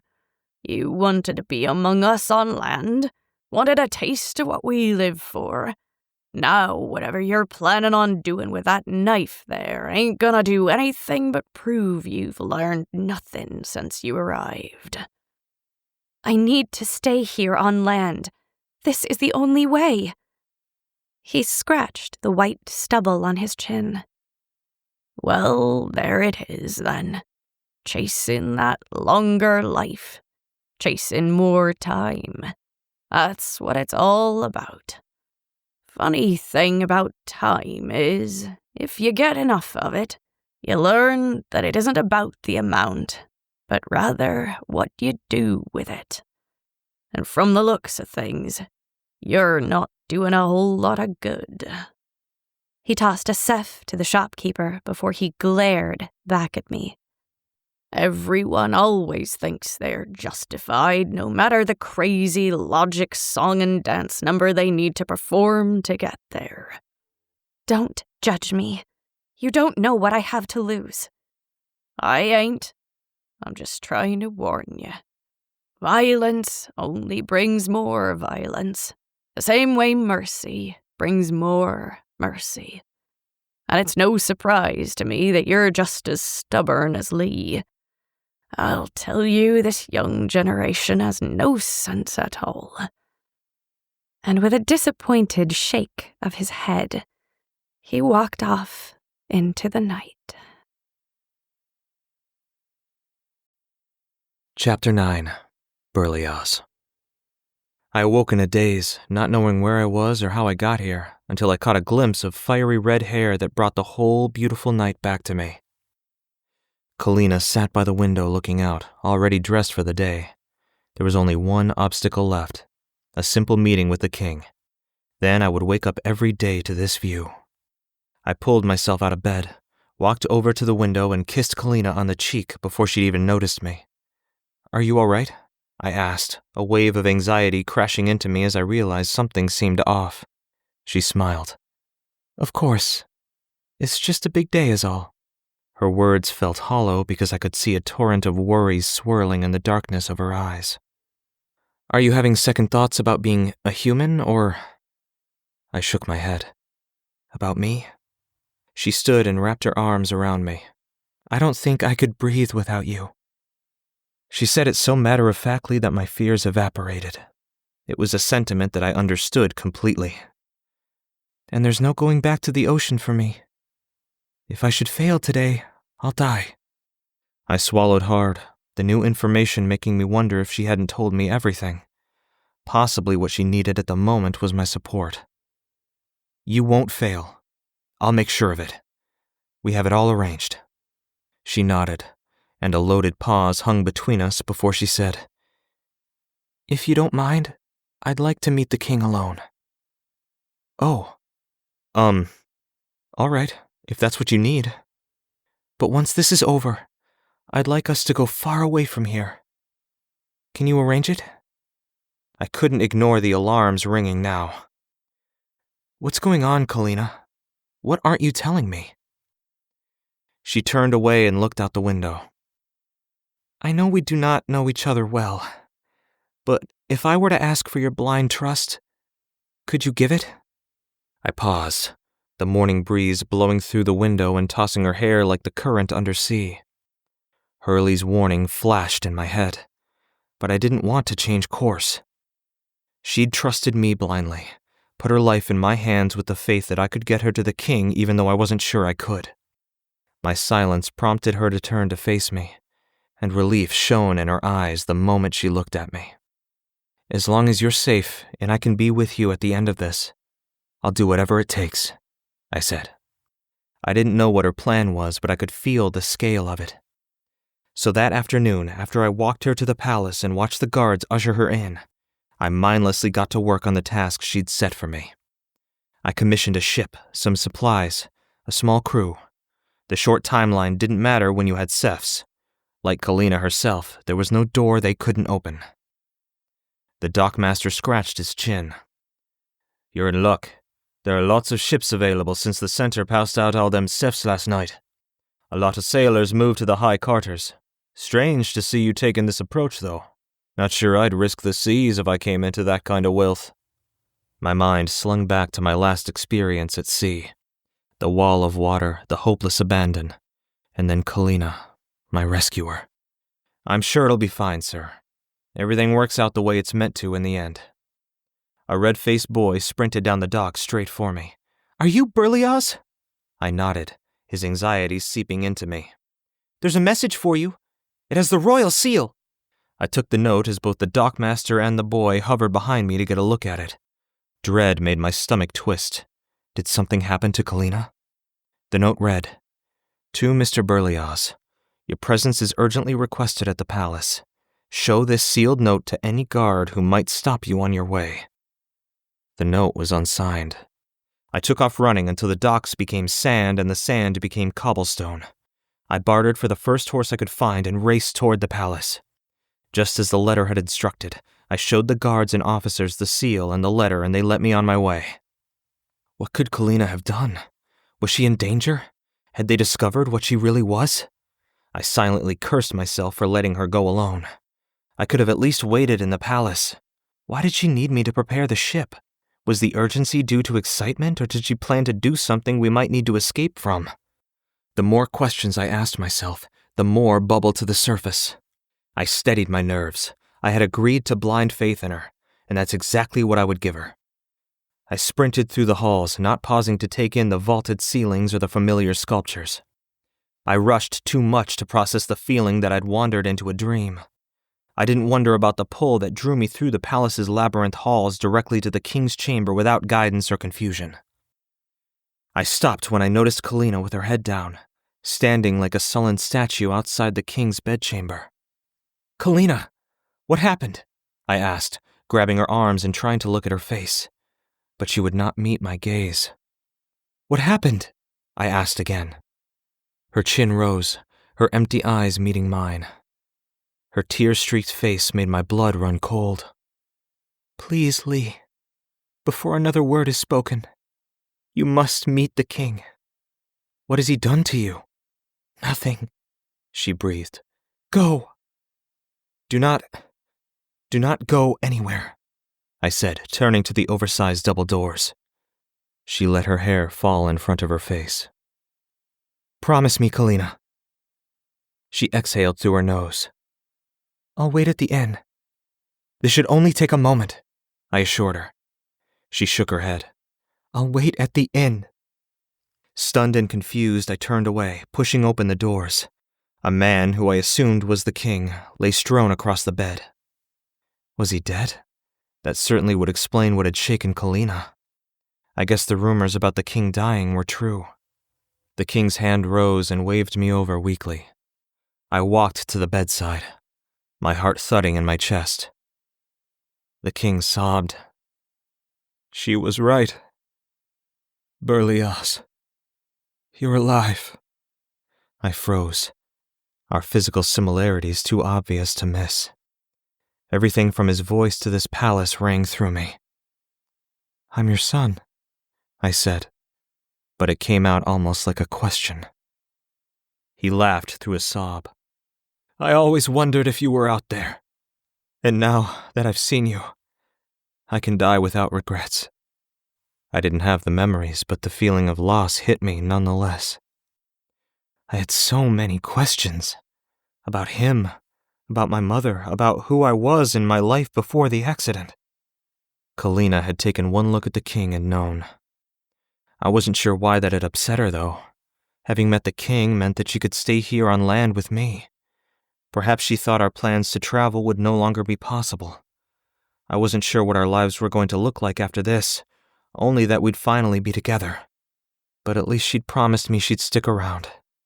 And I'd explain all of this to her when I saw her tonight. I wasn't sure how long my father had left, but he was well enough to have plenty of his own questions and requests. The biggest of these requests was for me to take the throne. You wish for me to take your place as king? I asked, trying to make sense of it. He coughed weakly. I have been imagining it since you were born. I don't know how to accept, or even how to thank you.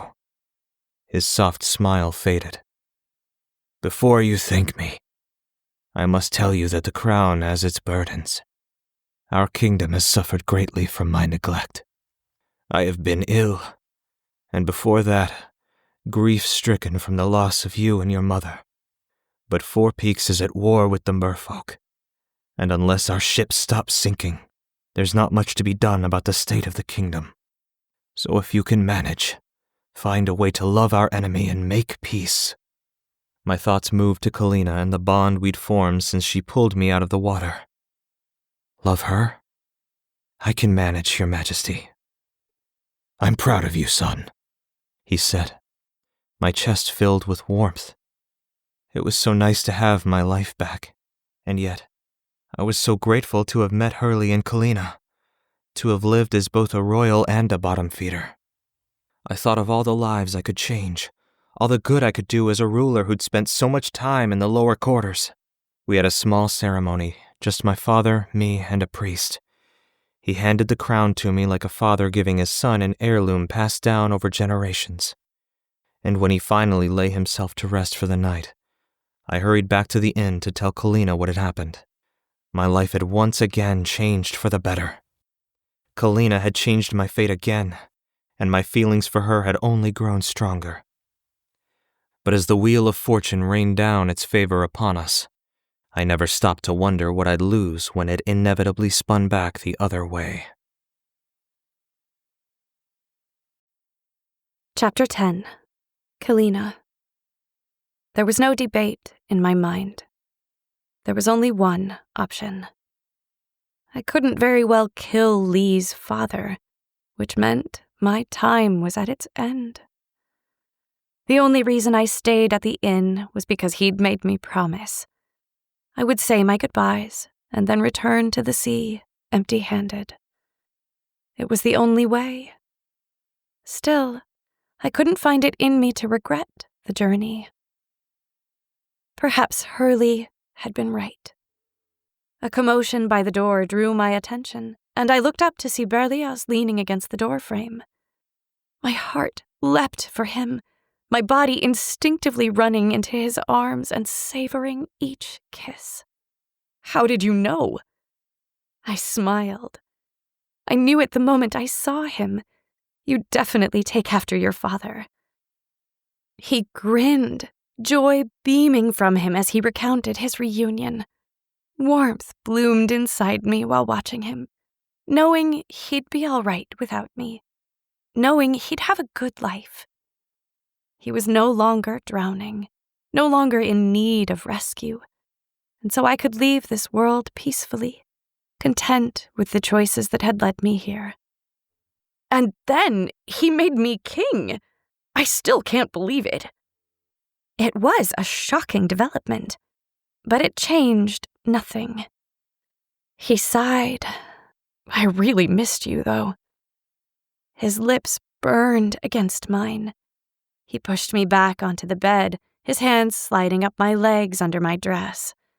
I closed my eyes, clinging to the memory as we made it. But then he stopped suddenly. I bolted upright, realization hitting me as he pulled out the dagger I had strapped to my thigh. I can explain," I started. His gaze moved between me and the dagger, as if trying to connect who he believed I was and who I really was. I exhaled through my nose, hoping that my now seemingly pathetic explanation would come out right.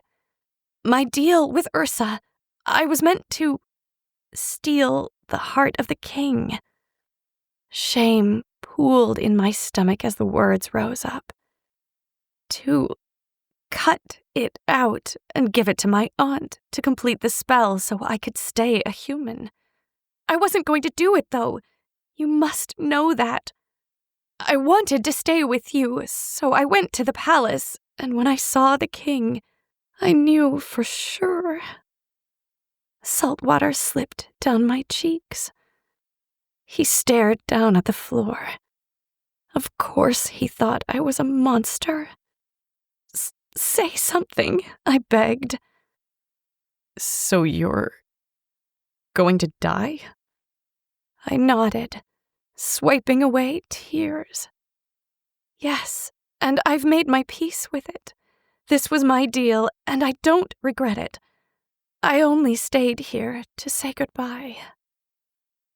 His eyes darkened, and he turned the dagger around in his hand, putting its keen blade against his chest. A scream shot from my throat as I knocked it to the floor, where it landed with a resounding clang. We both stared after it. "Stop it, Lee!" He turned to me, intensity roaring from behind his dark eyes. "You can't seriously think I'm going to let you die when it's well within my power to save you." I shook my head, salt water leaking from my eyes even as I grew increasingly calm. He cared for my existence that much? He'd really die to save me? I would never let him, but he didn't know that. And somehow that filled me with the feeling that I could die happily, knowing I'd had an impact, knowing I'd really lived. He pulled me close. "Look, if it weren't for you, I would have died in the ocean that day." He lifted my chin, conviction gleaming in his eyes. There wasn't anything I could say to change his mind.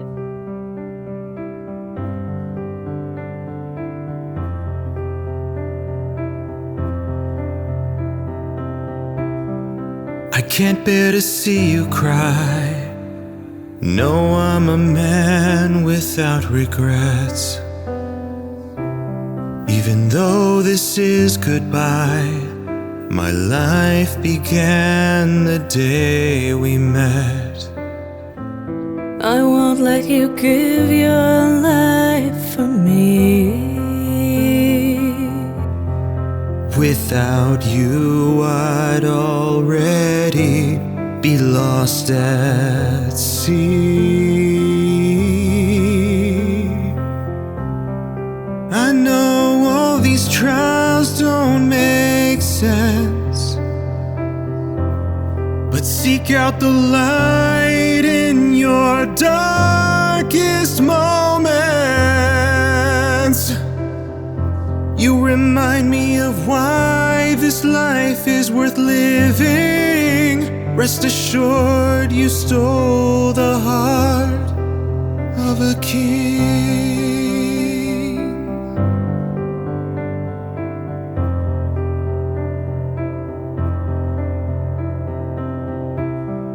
Why is fate cruelest of all?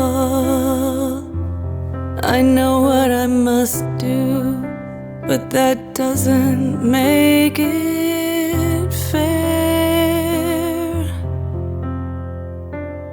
Why build all this up just to let it fall? Now my dreams are shattered, past repair.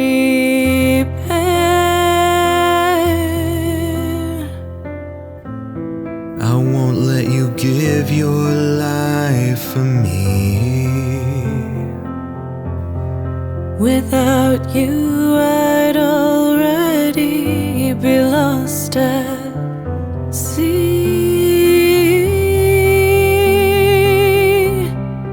I know all these trials don't make sense, but seek out the light in your darkest moments.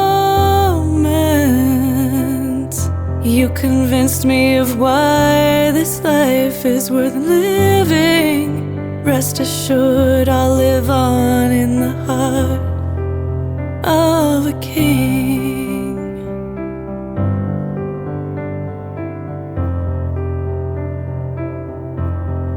Please, I can't let you die.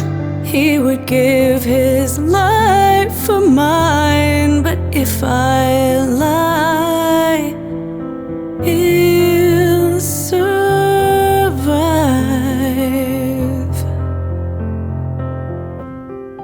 I know all these trials don't make sense,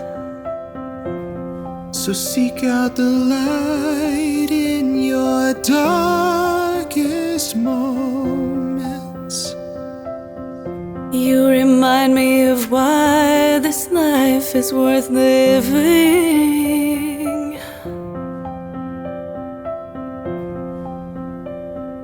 This is goodbye. Sing to me one last time. And remember all your life.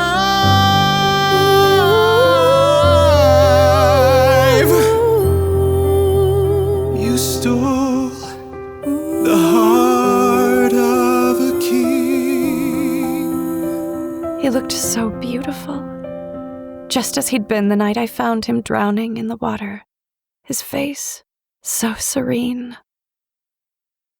I leaned in, leaving a soft kiss on his lips before I set the dagger down on the side table. I had no intention of taking his life or his heart.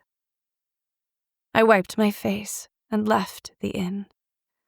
I strode confidently on my legs, remembering every moment I'd spent on land as I walked past each landmark.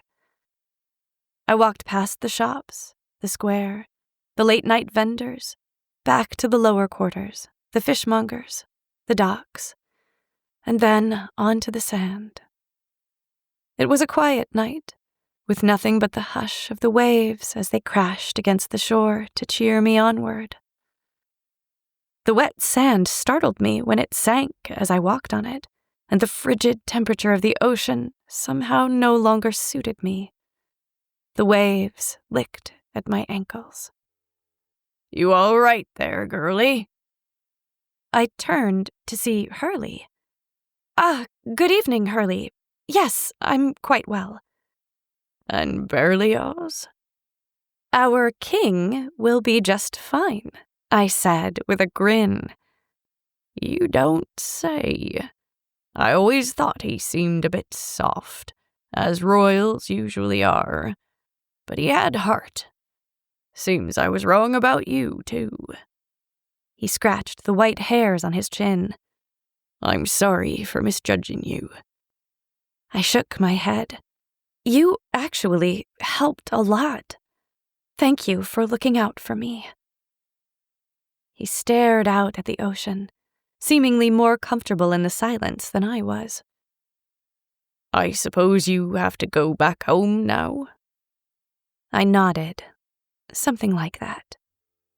Because you did the right thing. Well, no one said life was easy. One thing we know as humans is you don't need to live a long time to make an impact. You saved his life. I'm a pretty good swimmer. Honey, he was drowning long before that ship went down. I smiled. He saved me, too. Make sure he knows that. You got it. Anyway, I suppose I should leave you to it. Gotta rest these old bones. Goodbye. I'm sure I'll be seeing you soon enough, he said with a wink. I wasn't sure if that was a really dark joke or not, and I was still mulling it over long after he'd gone. I turned back to the sea, now up to my knees, and whispered, "Ursa, where are you?" Realizing what I'd done wrong, I sang my siren song, a call to Ursa that my time had elapsed. Nothing happened. Then the water began to bubble, a strange blue glow coming from just below the surface. Large black tentacles rose out of the water, spraying me as I stumbled back and tried to get my bearings. My aunt grinned wickedly. "I see you've arrived empty-handed." She leaned forward and whispered, "This is the part where you beg for mercy." "Aunt Ursa, I just want to thank you." Her brows rose. "I'm sorry, I must have misheard. Did you say thank me?" "You held up your end of the deal, and my experience on land was everything I've ever imagined and more. I have no regrets and no ill will towards you for how things turned out." I smiled softly. "Turns out, you're not a sea witch at all. You're—" I shook my head with a grin. "My fairy godmother." She blinked and dropped her mouth open, looking befuddled. "I must say, I've never quite gotten this reaction before. So you're ready, then, to pay with your life and your remaining years?" I stepped forward, holding my arms out to the sides so she could act upon me. I squeezed my eyes shut, bracing myself for pain. I let my mind escape to Lee, the feel of his skin on mine, the brightness of his smile, as I surrendered to my fate. "Calina, please don't do this!" I looked over my shoulder to see Berlioz sprinting onto the beach toward me. "Please, Ursa, quickly! He'll try to sacrifice himself! Please!"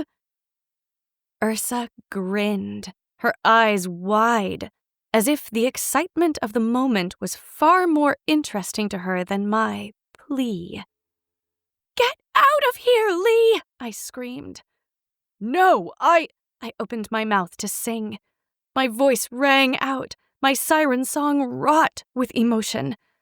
Lee dropped onto the sand, sleep once again grasping him. "Ursa," I begged, "please take your payment." She stared at me for a long moment, and then back at Lee, where he lay in the sand. "As you wish," Ursa said. With a flash of light, a spell began to form between us. Her arms shook with power as a torrent of water rose between us. It split, and then she held a ball of water, still pulsing with the waves of the sea. Lee shouted something, so I looked over my shoulder, only to find him still asleep where he'd dropped. The voice echoed again, this time from inside the orb of water. Lee's face appeared inside as well, his expression tearful, the same one he'd given me an hour ago. In 1,000 years, I could never have forgotten what he'd said to me in that moment. He said it again within the orb. "You have, in fact, stolen the heart of a king." I looked up at Ursa with confusion. "Enjoy your life, kid. You're not so bad." "What do you mean?" She stroked her chin. "You heard the man. Technically, you fulfilled your end of the deal." My eyes widened as her words slammed into me, my breaths shallow, my joy numbed by shock. She was going to let me live? And as a human, no less. I never would have imagined Ursa using a technicality in my favor, especially after witnessing so many of her deals gone wrong. But now she offered me everything I ever wanted, when she could have taken my years and let me die. I shook as relief coursed through my veins. It was going to be all right. "Thank you, Aunt Ursa," I sniffed through tears. "You know, you're not so bad either." She huffed. "That's what I've been saying all along." And with that, she submerged back under the sea. I turned and ran to Lee. Then I knelt beside him to wake him. "Calina," he breathed with wide eyes. You can't die in my place. I won't let you." "It's okay, Lee. It's over. I can stay. She let me go." I couldn't help but remember what Hurley had told me, that mercy was contagious. "She let you go?" He sighed with relief, pulling me onto his lap as he kissed me deeply until I could barely breathe. Finally, I pulled away. What's next? He grinned against my lips. We live our lives, and we don't waste a moment of them. Overcome with joy, I pulled him closer. And what do you want to do first, my love? He asked. I rolled my hips against him as I whispered, swim. After that night, my life could not have been happier. But Four Peaks still suffered under Lee's rule. It seemed like my father sank twice as many ships than before I'd chosen a life on land, and without trade, the distribution of the kingdom's wealth only carried so far. It seemed like there was no solution, like we'd all go on like this, fighting the war of land and sea for eternities. Until a few years later. I squeezed Lee's hand as we strolled across the sand, our daughter, Harley, squealing with delight as she gazed upon the ocean for the first time from his arms.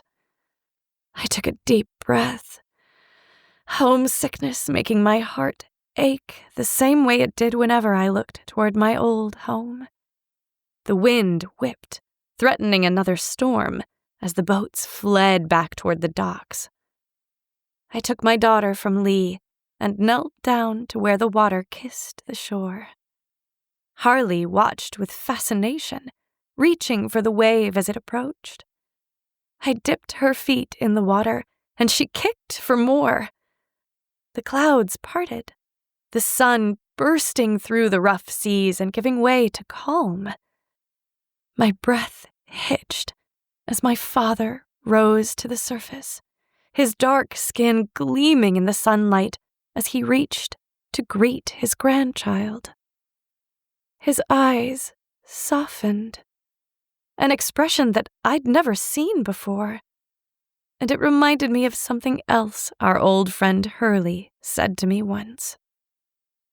You don't need to live a long time to make an impact. We'd named our daughter Harley after him, and she was a precious little treasure, just a few months old. Yet it was she who thawed my father's heart and ended the war.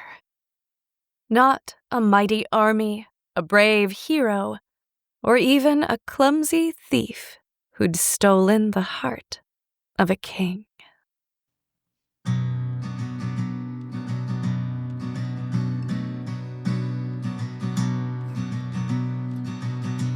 The sea has its favorites, the free and the bold. The merfolk get lonely down there in the cold. So I'll bide my time, maybe I'll sail the world till the ocean comes for my soul.